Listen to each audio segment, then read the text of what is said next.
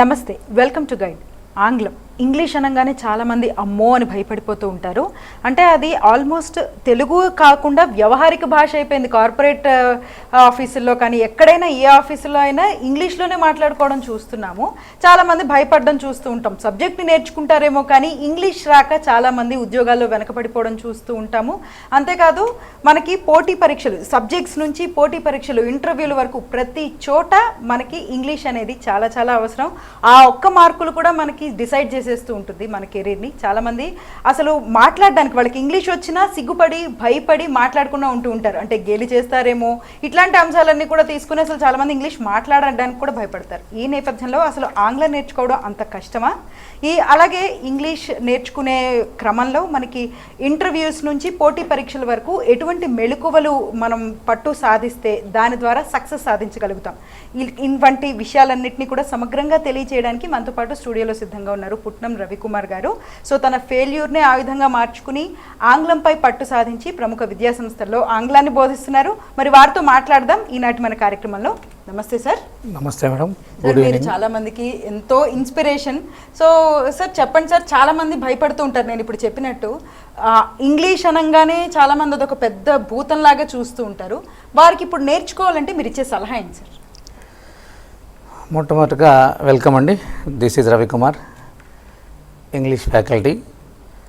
So English అంటే అసలు భయం లేకుండా ఉంటే చాలా మంచిది. భయపడాల్సిన అవసరం లేదు. అది పెద్ద ఆటం బాంబో అణుబాంబో పెద్ద అంశం ఏమీ కాదు. ఇంకొకటి, English is not a subject. ఇంగ్లీష్ని సబ్జెక్ట్గా ఫీల్ అయిన వాళ్ళు ఎవరైనా సరే ఇంగ్లీష్ నేర్చుకోవాలంటే భయపడతారు. But English is just a language. English is not a mathematics, English is not a science, just English is a mathematics. If you follow a few tips, I think it's a very easy to learn English language. But what I am telling, ఒక్కసారి కాన్ఫిడెంట్గా నేర్చుకోవడం start చేసి continuity ఉంటే, రోజుకు half an hour కేటాయిస్తే 100% మన జీవితంలో మనం సక్సెస్ అవ్వచ్చు. దాన్ని భయాన్ని వదిలేయడానికి ప్రయత్నం చేస్తాం. మొదటి స్టెప్ చేస్తే సరిపోద్ది. ఇంగ్లీష్ ఈజ్ లాంగ్వేజ్ అని ఫీల్ అవుతూ చదివితే వచ్చేస్తుంది. ఇంగ్లీష్లో మార్క్స్ తెచ్చుకోవడం కోసం చదివితే ఇంగ్లీష్ రాదు. ఇంగ్లీష్ని లాంగ్వేజ్గా ఉపయోగించుకుంటూ ఉంటే లాంగ్వేజ్ వచ్చేస్తుంది. పెద్దగా దానికి భయపడాల్సిన అవసరం లేదు సార్. అట్లనే నేర్చుకోవాలి అని అనుకున్న ప్రతి ఒక్కరికి కూడా ఖచ్చితంగా దేంట్లో అయినా ఛాలెంజెస్ ఎదురవుతాయి. మరి ఇంగ్లీష్ నేర్చుకునేటప్పుడు ఎటువంటి బ్యారియర్స్ కానీ ఛాలెంజెస్ కానీ ఉంటూ ఉంటాయి? పెద్ద ప్రాబ్లం ఏంటంటే అండి, ఇంగ్లీష్ నేర్చుకుందామని చాలామంది ఉత్సుకతతో ఉంటారు. ఇంటర్మీడియట్ డిగ్రీ తర్వాత నేర్చుకుందామని ఆలోచనలో ఉంటారు. మెయిన్ ప్రాబ్లం వచ్చేసి ఏంటంటే వాళ్ళకు మానసికంగా ఇది ఒక పెద్ద భయమైనటువంటి విషయము, సైకలాజికల్ ఫీలింగ్ ఉంటుంది బాగా వాళ్ళకు. ఇంకొకటి ఏంటంటే అది మనకు ఫారిన్ లాంగ్వేజ్ అనే ఫీలింగ్ ఉంటుంది. దాంతోపాటు ఇంకొకటి, ఈ గ్రామర్ ఇంత నేర్చుకోలేము. మన తెలుగు తీసుకున్నారనుకోండి, వర్తమాన భూత భవిష్యత్తు కాలాలు ఉంటాయి. ఇంగ్లీష్లో వ్యాకరణం చాలా పెద్దగా ఉంటుంది. వొకాబులరీ హ్యాండ్సమ్ అంటే కరెక్టా, బ్యూటిఫుల్ అంటే కరెక్టా, ప్రెట్టి అంటే కరెక్టా అనే ఆలోచనలో ఉంటారు. ఇలా కొన్ని బ్యారియర్స్. నేర్చుకుందామని వెళ్ళిన తర్వాత ప్రాబ్లం ఏంటంటే తెలుగు భాష వాక్య నిర్మాణము, ఇంగ్లీష్ భాష వాక్య నిర్మాణం తేడా ఉంటుంది. తెలుగు భాష వాక్య నిర్మాణంలో కర్త కర్మ క్రియ ఉంటుంది. నేను పాలు తాగుతాను, కర్త కర్మ క్రియ, క్రియ చివరికి వస్తుంది. ఇంగ్లీష్ భాషకు వచ్చేసరికి ఏమవుతుందంటే సబ్జెక్ట్ తర్వాత వెర్బ్, వెర్బ్ తర్వాత ఆబ్జెక్ట్, కర్త తర్వాత క్రియ, క్రియ తర్వాత కర్మ ఉంటుంది. ఐ డ్రింక్ మిల్క్ అని తెలుగులో అంటాము. డ్రింక్ అనే వెర్బ్ని సబ్జెక్ట్ తర్వాత యూజ్ చేస్తాము. కానీ ఇంగ్లీష్కి తెలుగుకి వచ్చేసరికి చివరి పెడతాము. ఈ చిన్న బ్యారియర్ని మనం అడ్డంకిని అధిగమిస్తే మనం కొన్ని విజయాలు సాధించవచ్చు. దాంతోపాటుగా ఇంకోటి ఏంటంటే మనకు మాట్లాడుకోవడానికి అవకాశం ఉండకపోవడం. ఫ్రెండ్ తెలుగులోనే మాట్లాడతారు, టీవీ తెలుగులోనే ఉంటుంది, మన ఛానల్స్ తెలుగులోనే ఉంటాయి. వాడికి నో ఎక్స్పోజర్ లేకపోవడము. అందువల్ల మనకు తెలుగు నేర్చుకోవాలనే తపన ఉన్నా కూడా మనం ముందుకెళ్ళకపోవడం గల కారణము. ఇంకొకటి అతిపెద్ద విషయం ఏంటంటే ఛాన్సెస్ వస్తున్నా కూడా వాటిని యూటిలైజ్ చేసుకోకపోవడం. మెయిన్గా ఛాన్సెస్ వస్తున్నా కూడా యూటిలైజ్ చేసుకోకపోవడము. తెలుగు మాట్లాడితే జీవనం కొనసాగిపోతుంది కదా అనుకుంటున్నారు. కానీ నేను మన ప్రేక్షకులకు అందరికి ఇచ్చే సలహా ఒకటి, తెలుగు అత్యంత తీయనైన భాష, ఉర్దూ అత్యంత మధురమైన భాష, హిందీ మన జాతీయ భాష, అన్ని భాషలు చాలా మంచివి, ఇవన్నీ కూడా పర్సనల్ లైఫ్కి పనికొస్తాయి. కానీ ప్రొఫెషనల్ లైఫ్ అంటూ ఒకటి ఉంటుంది ప్రతి ఒక్కరికి. ఆ ప్రొఫెషనల్ లైఫ్లో సక్సెస్ కావాలంటే మాత్రం 100% ఇంగ్లీష్ నేర్చుకుంటే బాగుంటుంది. మిగతా అన్ని భాషలు నేర్చుకుంటే ఆకాశంలో చుక్కల వలె మిలమిల మెరుస్తామేమో. But once you learn English language, I think you will be the moon, like a bright moon in the sky on full moon day. పున్నమి నాటి చంద్రుడి వలె నీ జీవితం వెలగాలంటే మాత్రం 100% ఇంగ్లీష్ నేర్చుకుంటే మంచిదని నా సలహా. ఈ బ్యారియర్స్ని అధిగమించడానికి మనకు ఒక సెల్ఫ్ కాన్ఫిడెన్స్ ఉండాలి. ఎక్కడో లో కాన్ఫిడెన్స్ ఉంటుంది కొంతమందికి. ఏం లో కాన్ఫిడెన్స్ ఉంటుందంటే, నేను సాధించలేనేమో, షైగా ఫీల్ అవుతాను. ఇప్పుడు నేను మీతో 4 ముక్కలు ఇంగ్లీష్లో మాట్లాడాలంటే మేడం గారు ఏమనుకుంటారో, అందులో ఏమైనా తప్పు ఎత్తుతారేమో అనుకుంటాము. బట్ నేనేమంటున్నానంటే, ట్రై టు స్పీక్ ఇంగ్లీష్. నువ్వు మాట్లాడడానికి ప్రయత్నం చేయి. Nothing to worry about your wrong usage. Wrong usage మీద ఫోకస్ చేయకండి. Focus on whether you speak or not. మీరు మాట్లాడుతున్నారా లేదా అన్న దాని మీదనే ఫోకస్ చేసే ప్రయత్నం చేయండి. చాలా బాగుంటుంది. ఈజీగా మనం గెట్ ఆన్ కాగలుగుతాం. ఈ బ్యారియర్స్ని అడ్డంకిని ఎదుర్కోగలిగితే చాలా సంతోషం. సార్, అట్లానే ఇంకొక మాట అంటుంటారు, కాంప్రహెన్సివ్ స్కిల్స్ అంటారు. కాంప్రహెన్సివ్ స్కిల్స్ నేర్చుకుంటే మనకి చక్కగా ఇంగ్లీష్ అనేది ఇంకా ఆ విధానంగా నేర్చుకుంటే వస్తుంది అని అంటారు. అసలు కాంప్రహెన్సివ్ స్కిల్స్ అంటే ఏంటి సార్? అంటే నిజమేనా? అంటే కాంప్రహెన్సివ్ స్కిల్స్ అంటే మొత్తంగా ఆలోచించి సమాధానం చెప్పడం. కానీ బిగినర్స్కి మాత్రం కాంప్రహెన్సివ్ స్కిల్స్ దాకా వెళ్ళాలంటే కొంచెం భయపడతారు.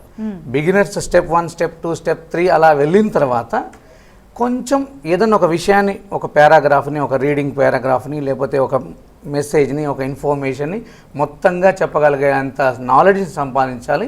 దానికి కొంచెం 2-3 స్టెప్స్ తర్వాత వెళ్తే బాగుంటుంది. బిగినర్స్కి కొంచెం ఆటంకం కలుగుతుంది ఇది, కానీ ఈజీ అవుతుంది, పెద్ద ప్రాబ్లం లేదు.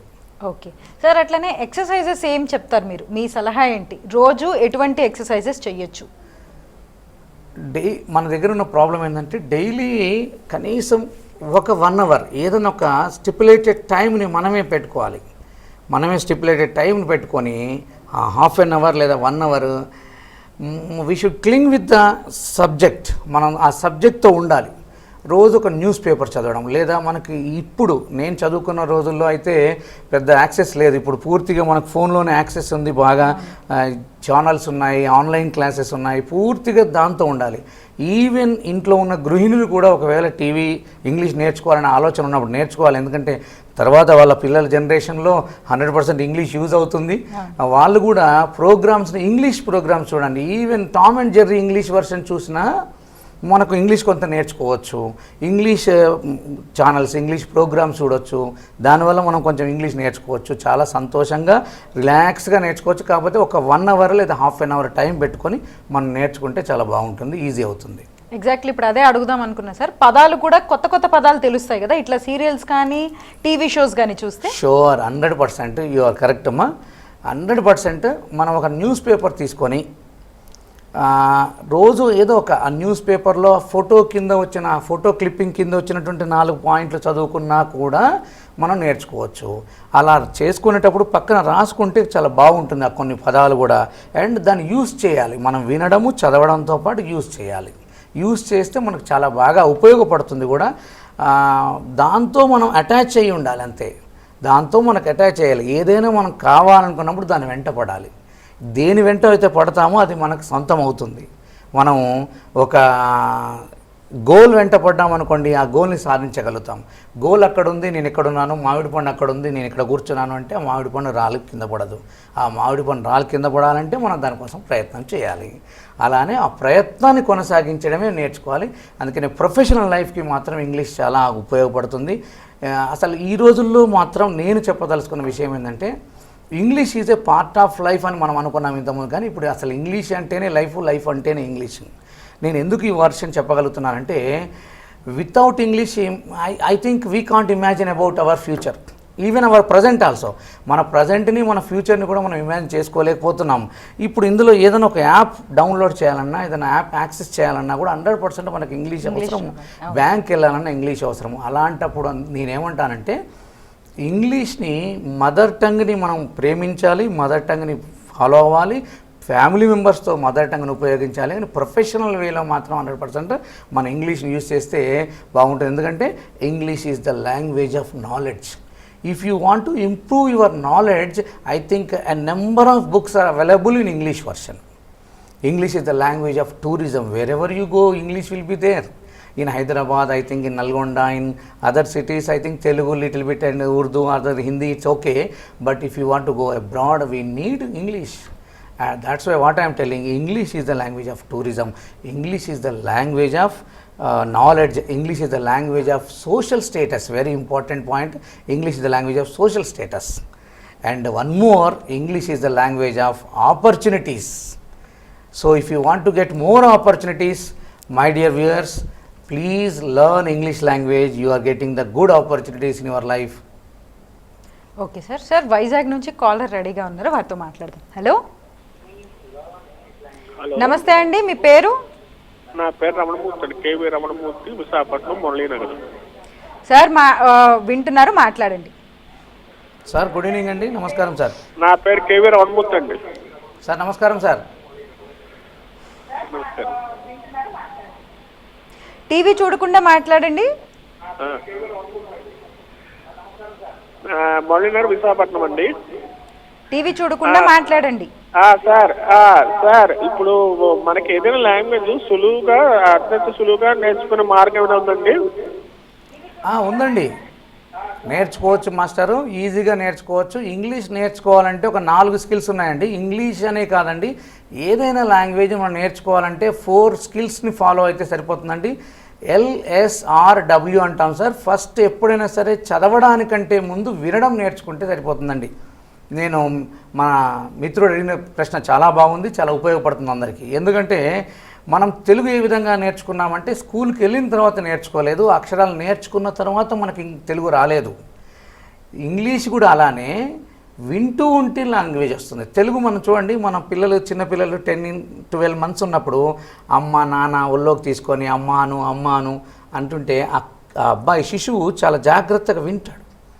విన్న భాషని, అదే మాటను, అదే పదాన్ని మళ్ళీ పలకడానికి ప్రయత్నం చేస్తాడు. అంటే విని మాట్లాడడం ద్వారా భాష వస్తుంది అనేది అందరి అభిప్రాయం. ఇది బలమైనటువంటి అంశం కూడా. కాబట్టి నేను అనేది ఏంటంటే వినడానికి ఎక్కువ ప్రాధాన్యత ఇవ్వండి. అసలు మనం ఫస్ట్ ఇంగ్లీష్ నేర్చుకోవాలంటే వ్యాకరణాంశాలను పక్కకు పెట్టండి. వ్యాకరణాంశాలను పక్కకు పెట్టకపోతే అసలు మనం మాట్లాడేది కరెక్టేనా కాదా, విల్ వాడుతున్నామా షెల్ వాడుతున్నామా అనుకుంటాం. కాబట్టి దయచేసి నేను చెప్పేది అందరికీ ఏంటంటే listening it's a very important. It is the great way to learn English language, not only English, all the languages. మనం మాతృభాష నేర్చుకున్నప్పుడు ఏ విధంగా అయితే విన్నాము, తల్లిదండ్రుల నుంచి, పక్కింటి వాళ్ళ నుంచి, అన్నయ్యల నుంచి, అక్కల నుంచి నేర్చుకున్నాము, అలానే వినడానికి ఎక్కువ ఇవ్వండి. విన్న తర్వాత ఏం విన్నారో దాన్ని మాట్లాడడానికి మీరు ఒక ఎన్విరాన్మెంట్ క్రియేట్ చేసుకోండి. ఒక ఎన్వైరన్మెంట్ క్రియేట్ చేసుకొని మీ సిస్టర్స్ తోటి, మీ బ్రదర్స్ తోటి, మీ ఫ్రెండ్స్తో మాట్లాడండి. What ever you listen from the morning, so please arrange A session are arrange A meeting with your friend in the evening session and try to speak the same words what you listen from the morning. అప్పుడు ఈజీగా వచ్చేస్తుంది. ముందు భయాన్ని వదలాలి, వినాలి, విన్నదాన్ని మాట్లాడాలి. చాలా సులభం.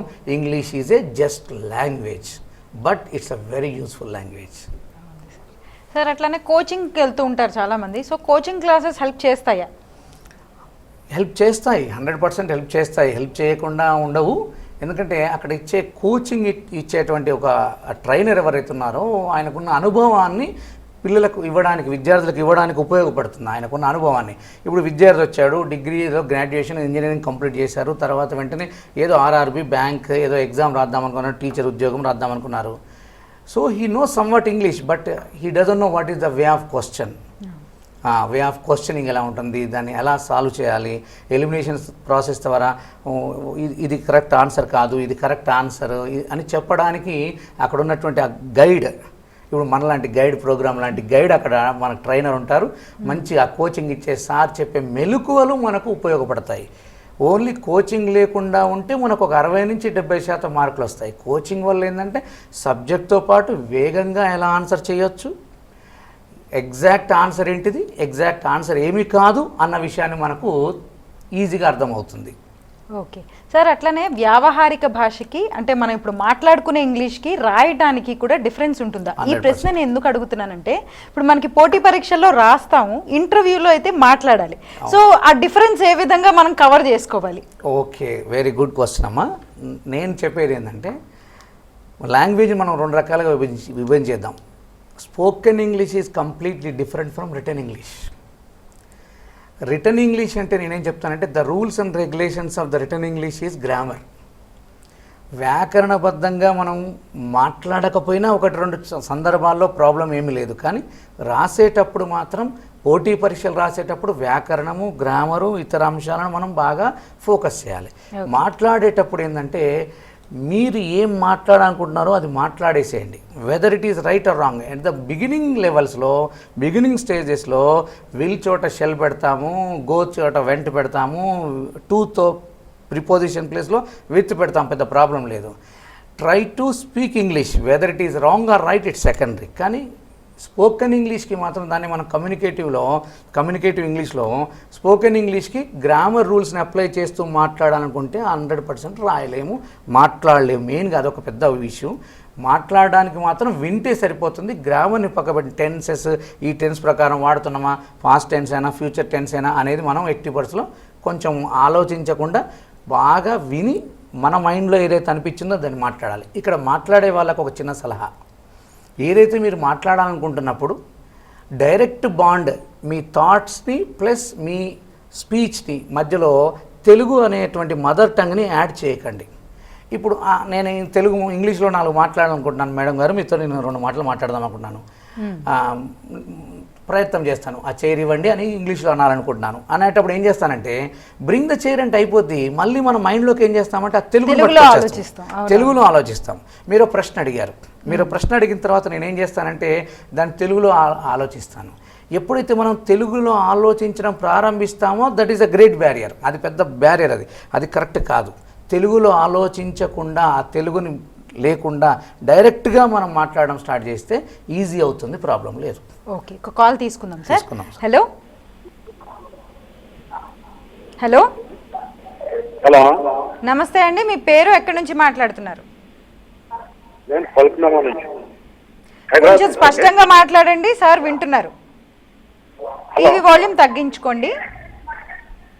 ఓకే, మాట్లాడండి. Hello hello sir, good evening sir, చెప్పండి sir. Good evening sir. Hello, చెప్పండి సార్. ఏమిటి సార్, మీరు ఇంగ్లీష్ గురించి చెప్తున్నారు కదా సార్, గైడెన్స్ ఇస్తున్నారు కదా. ఏం లేదు, మీకు స్పోకెన్ మీరు క్లాసెస్ ఎక్కడ ఉన్నాయా సార్? మీది అంటే క్లాసెస్ ఉన్నాయి సార్. ఇప్పుడు మా అబ్బాయిని అట్లా స్పోకెన్ ఇంగ్లీష్ క్లాసెస్ ఉంటాయి కదా సార్? అవును సార్, అవును సార్. అట్లాంటి బ్రాంచెస్ ఏమన్నా హైదరాబాద్లో అండి?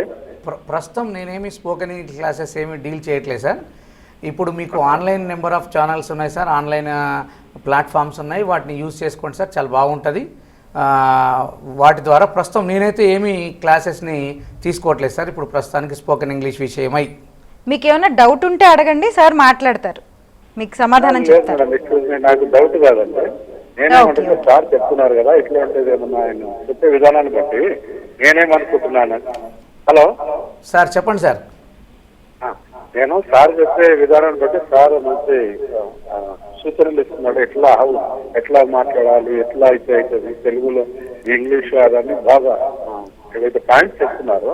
అందుకని నేనేమంటున్నా, ఇంగ్లీష్ ఎవరికి డల్గా ఉన్న వాళ్ళకి ఇట్లా ఉంటే సార్ దగ్గర ఒక నెలలో అట్లా పంపించేస్తే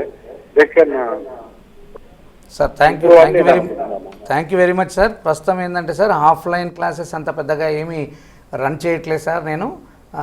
మీరు వీలైతే number of platforms online classes ఉన్నాయి సార్, మీరు వాటిని వినండి సార్. ఎవరు చెప్పినా అదే ఇంగ్లీషు, ఎవరు నేర్చుకున్న అదే ఇంగ్లీషు, చాలా ఈజీ అవుతుంది, పెద్ద ప్రాబ్లం లేదు. Thank you very much sir. I wish you all the very best.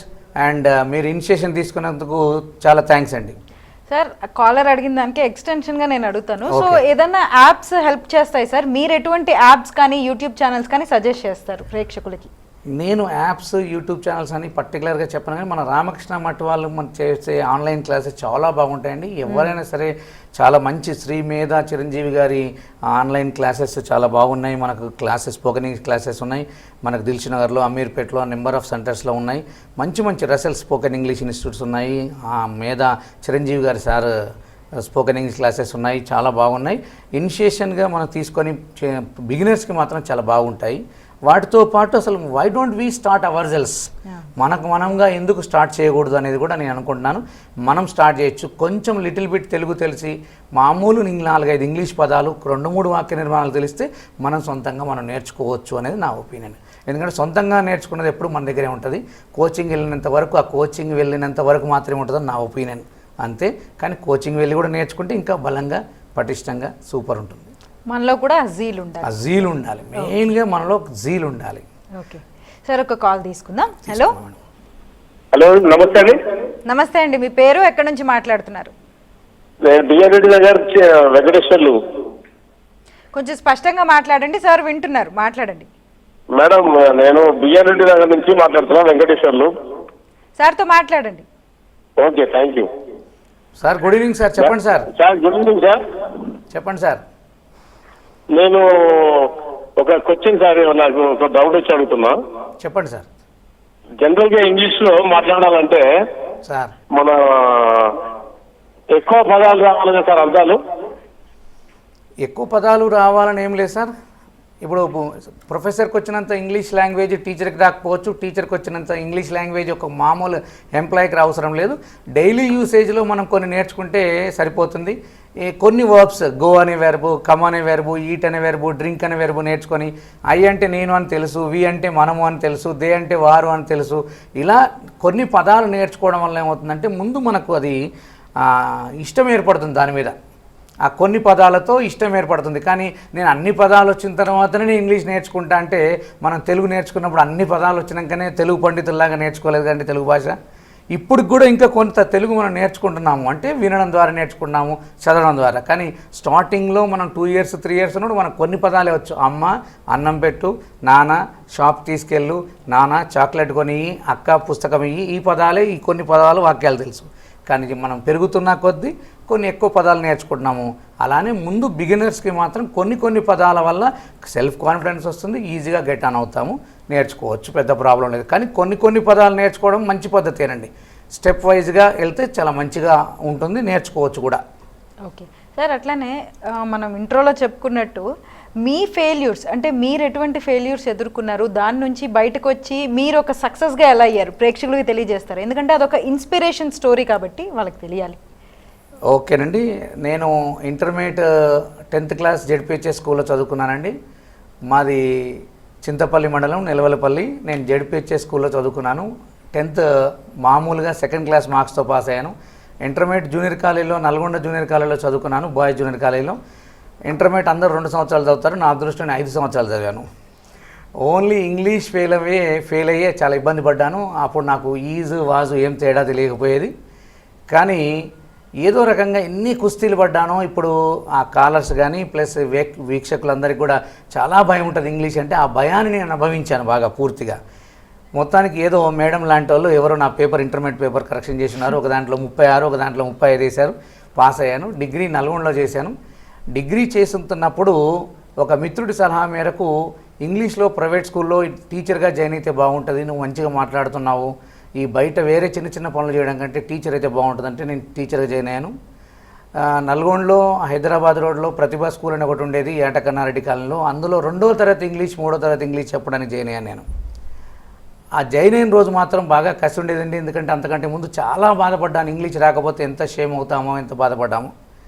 అప్పుడు ఆ సార్కి చెప్పాను, ఏదో రకంగా at any cost I want to become a good English teacher అని. ఆ సార్ ప్రోద్బలంలో ఇంగ్లీష్ నేర్చుకుని 2వ తరగతి నుంచి చిన్నగా ఇప్పటికీ దాదాపు 25 సంవత్సరాలు పూర్తి అయిపోయింది. నేను ఇంగ్లీష్ అన్ని లెవెల్లో, యూనివర్సిటీ లెవెల్లో, కాలేజీ లెవెల్లో, బీఎడ్ కాలేజీలో, టీటీసీ కాలేజీలో, స్కూల్లో, శిక్షణా కేంద్రాల్లో, కోచింగ్ సెంటర్లో క్లాసులు చెప్పాను. నేను చదువుతూ నేను నేర్చుకుంటూ నలుగురు నేర్పించాను. అది నాకు బాగా ఉపయోగపడింది. ఎందుకంటే కింద పడ్డవాడికే గెలుపు విలువ ఏందో తెలుస్తుంది. అందుకనే నేను గెలిచి చూపించానని అనుకుంటున్నాను. చాలా సంతోషం ఉంది ఈ life lead. But once I request you all my dear viewers, once if you learn English language once, I think it is always with you. It will give you bright future. మంచి future వస్తుంది. Failure అయిన వాడు తప్పకుండా విజయం సాధిస్తాడు. నేను ఎప్పుడూ అందరికీ చెప్పే మాట ఒకటి, యుద్ధం చేసేవాడు గెలుస్తాడు, చూసేవాడు కాదు. నేర్చుకోవాలనే తపన ఉండడమే కాదు, ఆ నేర్చుకోవాలనడానికి అడుగు ముందుకేయాలనేది నా ఒపీనియన్. ఆలోచన ఉండడమే కాదు, ఆచరణ కూడా ఉండాలి. 100% నువ్వు విజయం సాధిస్తావు. 100%. ఫెయిల్యూర్ నాకు వచ్చింది కదా అని చెప్పేసి మీరందరూ ఫెయిల్యూర్ వస్తేనే నేర్చుకుందామని ఆలోచన చేయకండి. కాకపోతే మీరు ఫెయిల్యూర్ లేకుండా హాయిగా రిలాక్స్గా జీవితంలో గొప్పగా స్థిరపడవచ్చు. ఇప్పుడు చాలా యాక్సెస్ ఉంది.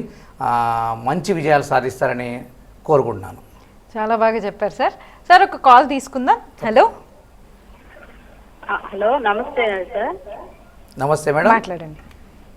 సార్ నా పేరు జాగ్రత్త నుంచి.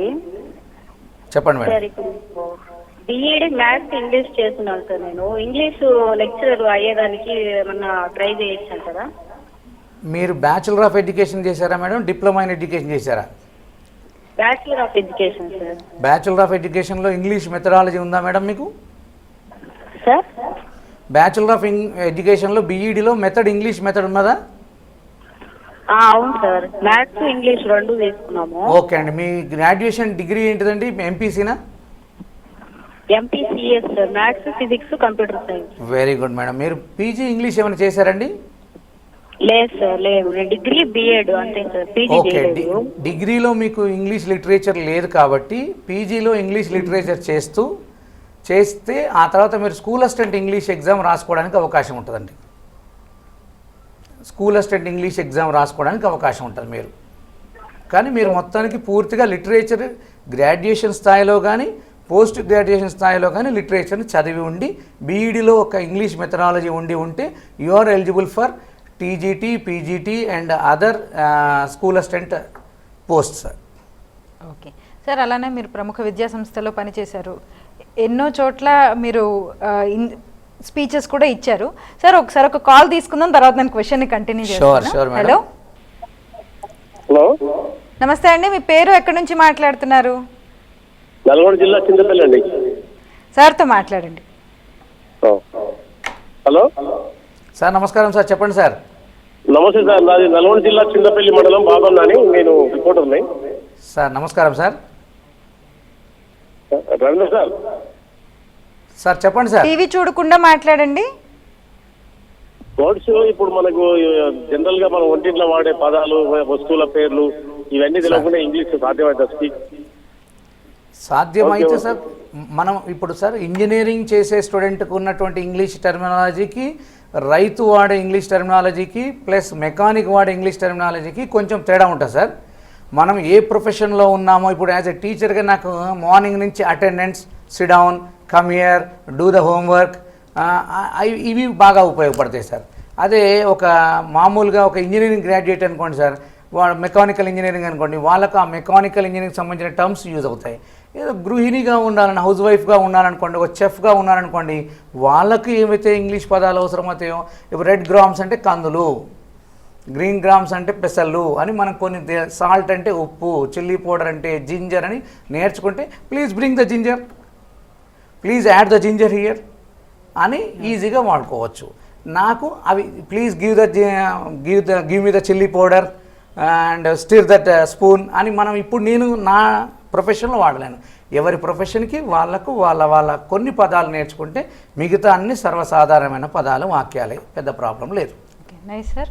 సో ఈనాటి కార్యక్రమంలో ఇంగ్లీష్కి ఎంత ప్రాముఖ్యత ఉందో, ఈనాటి డే టు డే యాక్టివిటీస్లో కూడా ఇంగ్లీష్ ఈజ్ లైఫ్ అన్న విషయాన్ని తెలియజేశారు. సో ఇట్లానే రేపు కూడా ఇదే టాపిక్ మీద మనం డిస్కస్ చేద్దాం sir. Thank you so much. Thank you అమ్మా, thank you very much. Thank you viewers. So చూసారు కదా, ఇది ఈనాటి మన గైడ్ కార్యక్రమం. రేపు కూడా ఇదే టాపిక్ మీద డిస్కషన్ అనేది జరుగుతుంది. So thank you so much. Thank you.